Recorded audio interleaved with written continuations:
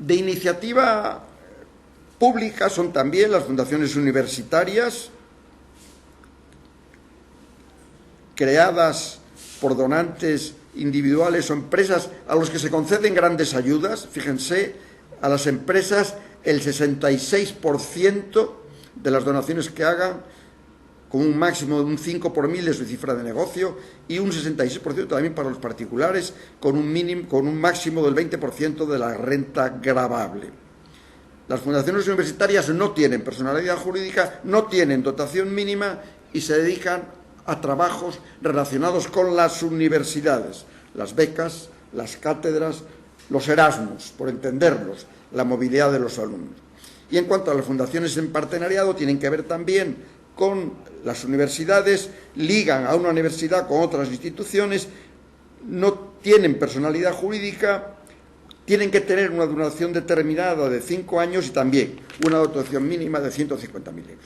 He ido muy deprisa con esto, a propósito, porque la revolución del sector fundacional francés se ha producido con el último de los tipos de fundaciones de los que voy a hablar, los llamados fondos de dotación.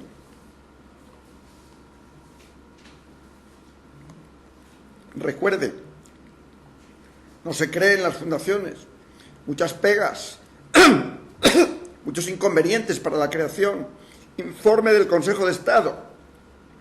Y de repente, en agosto de 2008, por una ley, ahí sí, la ley no podía faltar, se crean unas instituciones muy parecidas a las fundaciones que se llaman fondos de dotación.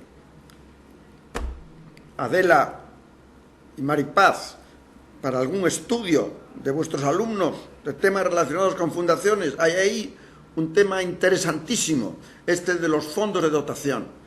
Desde 2008 hasta ahora han crecido de una manera espectacular y son una vía nueva, son un camino nuevo y suponen una revolución en el modo en que los franceses han entendido este tema de las fundaciones, los fondos de dotación, para una tesis doctoral o una tesina.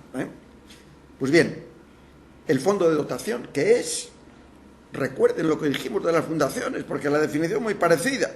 Persona jurídica, de derecho privado, de finalidad no lucrativa, que recibe y gestiona, capitalizándolos, bienes o derechos de cualquier naturaleza, que se aportan a título gratuito e irrevocable y que utiliza los rendimientos de la capitalización con vistas a realizar una obra o una misión de interés general, o los redistribuye para ayudar a una persona jurídica con fin lucrativo.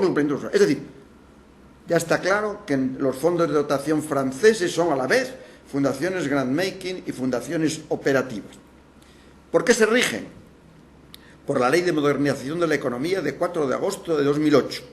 Se crean por una o más personas físicas o jurídicas con un procedimiento extraordinariamente sencillo, una declaración ante la prefectura.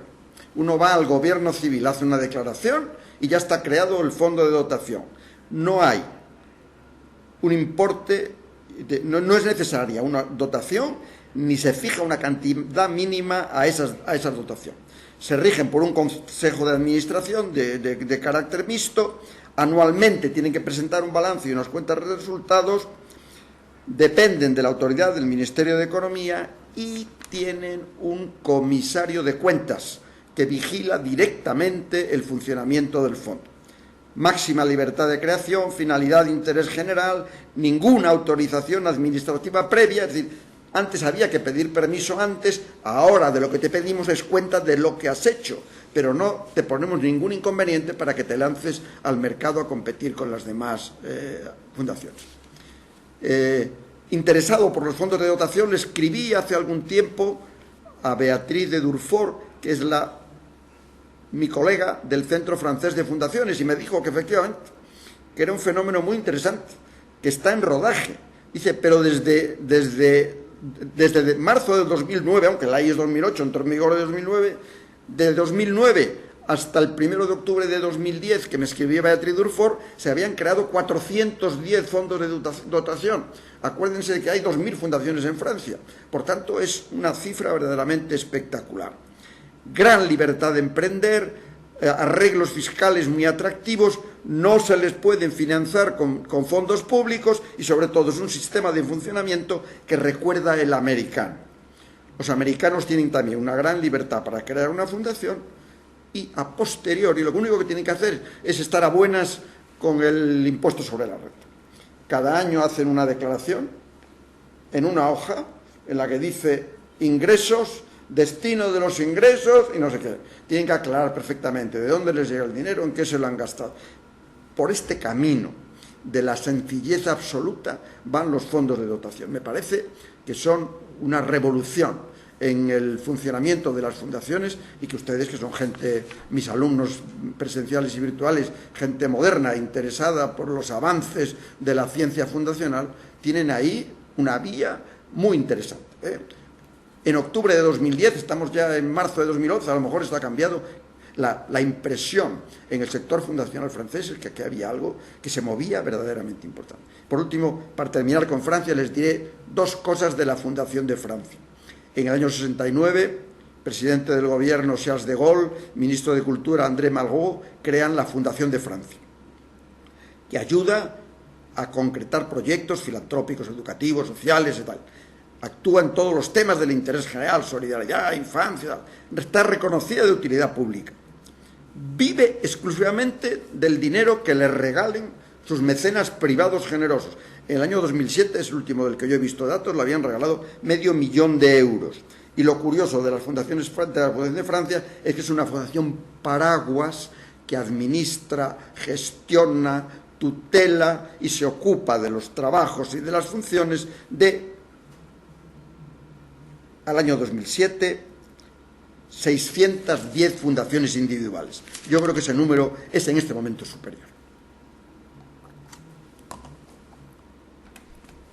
El Reino Unido. Para entender, para movernos con comodidad en el tema de las fundaciones del Reino Unido, recordemos dos palabras que se repiten 1000 veces siempre que hablamos de estas cuestiones en el país. La primera palabra es charity.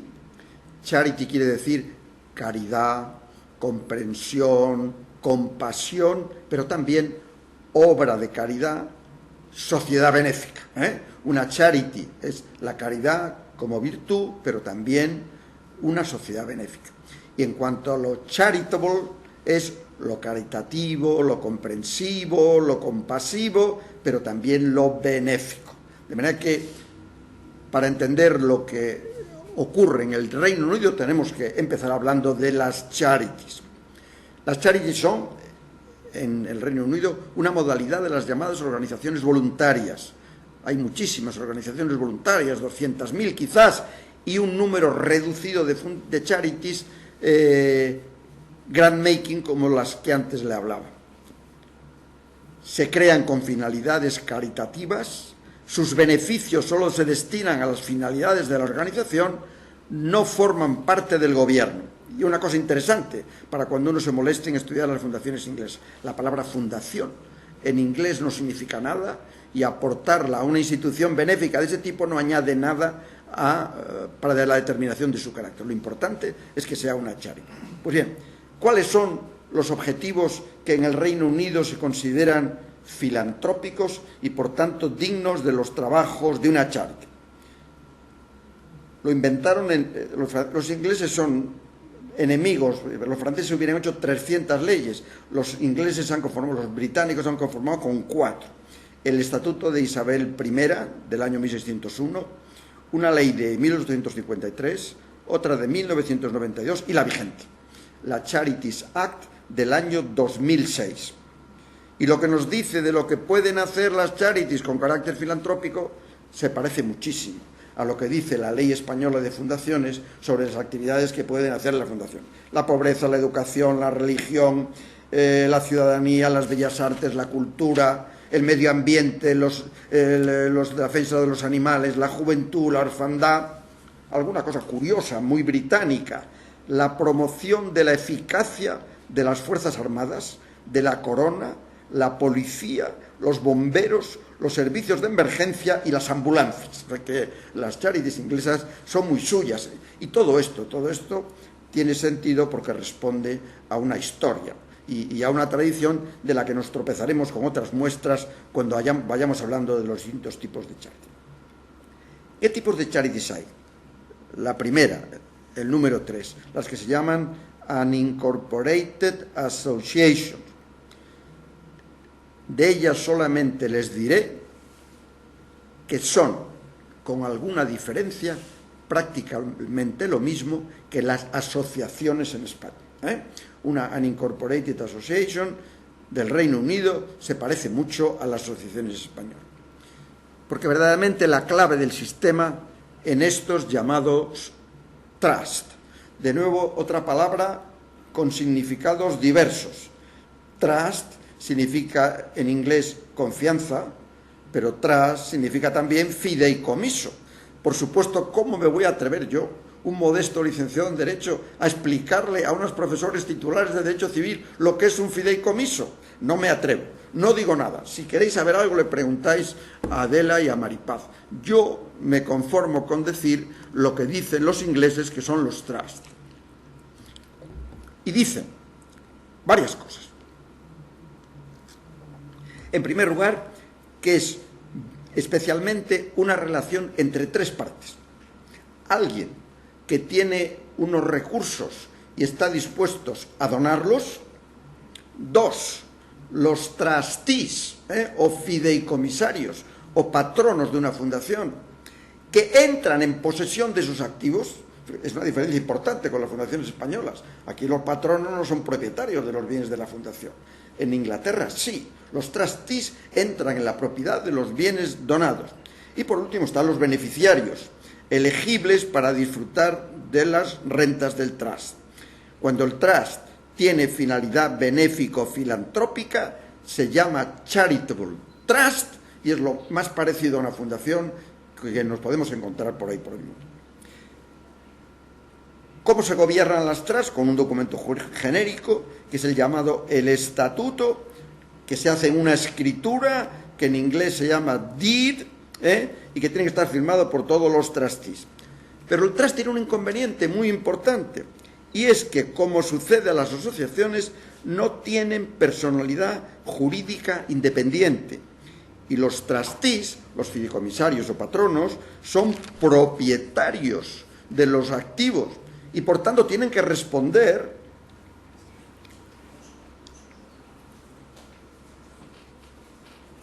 de las reclamaciones que se hagan al trust e incurren en responsabilidad en determinadas ocasiones.